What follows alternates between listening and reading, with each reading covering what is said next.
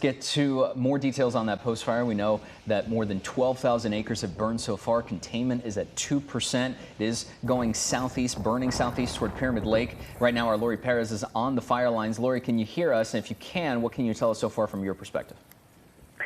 I can hear you, and we are on the 5, headed up towards the fire, returning after we left last night. And she took the words right out of my mouth. It is dry, hot, and windy up here, and as we're driving up, all we can see is just a massive heavy cloud of dark smoke lingering over this entire area. I mean, just kind of as a precursor of what we can expect as we get closer to the fire.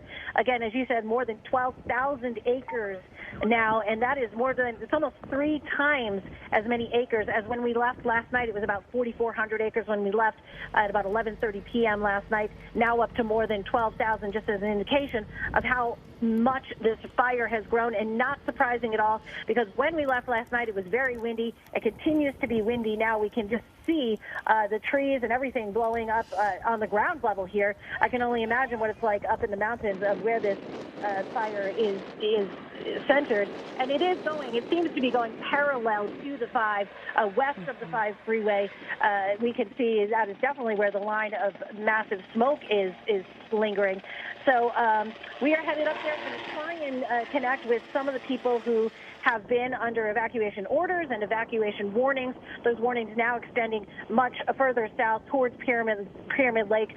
Even on social media, I saw there were some indications that they wanted people in Castaic to be ready to go and prepared should this fire that's heading south, really start to pick up speed and head even as far down as Castaic. So, a lot to keep up on. I know that more than 400 firefighters are continuing to fight this blaze, 70 engines, just a vast area that they have to concentrate on. And they've been having some trouble, I was speaking with the PIOs, having some trouble with this wind. Yesterday we saw a tremendous amount of air support, but when it's that windy, that can not only mess with the planes, et cetera, but, they need to be so precise in where they put down the water and where they put down the fire retardant. And when it's this windy, I mean, that I can only imagine how challenging that is. They really have no control over where it lands. So that's also adding another aspect to their firefighting abilities. I mean, this is just something to see even as we are driving up here. I mean, just the amount of smoke, and we can see the glow from miles away, even almost as soon as we got on the freeway. So we're headed up there. We're going to see, of course, touch base again at the command center and get a handle on what exactly their strategy, if that has changed from yesterday, and then see if there are any new challenges. But so far, like she said, dry, hot, and windy, that's a horrible combination for firefighters trying to battle this massive blaze, guys. Yeah, Laurie, we know you had a long night up there and are back up there tonight. So thank you so much for your reporting. Of course, we'll be checking in with you. But tonight, Absolutely. New time-lapse video from a wildfire camera shows the post fire exploding in size right after it started yesterday. In a matter of just a few minutes, the fire put up a giant cloud of smoke and ash as it did burn through those dry hillsides. A lot of brush in that area to go through. The flames from the post fire also causing trouble all the way down to the Santa Clarita Valley, with smoke filling up the sky, similar to what Laurie was just describing. Santa Clarita also issuing an air quality alert, while city officials recommend staying inside if possible.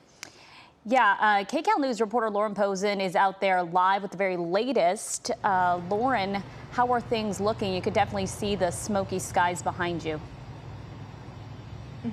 Well, Leslie and Gio, so many people we spoke with here in Santa Clarita thought the fire was actually here in their backyard because of that exactly. You step outside, you smell the smoke, and then when you look right into the sky, well, this is what it looks like. It's really hazy. And this is just what we've been seeing throughout the day since we got here, just these hazy skies. You can just barely see the mountains there. So, of course, this is all because of the fire that's burning in Gorman. And so as those winds push the flames, they're also pushing smoke across SoCal. Santa Clarita, Castaic, and the San Fernando Valley are just some of the areas under a wildfire smoke advisory by the South Coast Air Quality Management District. And again, people here in Santa Clarita told us they're already feeling the effects of this poor air quality. It's been really smoky. You could smell it really bad, like it's right down the street. and it's been kind of hard to breathe. A lot of ash. My car, I have to get it washed again because it's covered in ash. And so, yeah. And then I woke up this morning and my chest hurt this morning.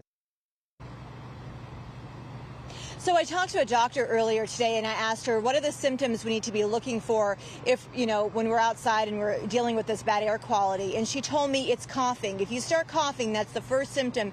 And she says, don't write it off to think it's something else like you're getting sick. She says, most likely it's just your body trying to get rid of those particles that your lungs are inhaling. And I also thought this was really interesting in doing some research today. Not only are parts of SoCal getting this smoke from the fire, but also our friends over in Las Vegas, too, they're also seeing the smoke. That's just how powerful these winds are. Gio and Leslie, we'll send it back to you. Lauren, thank you.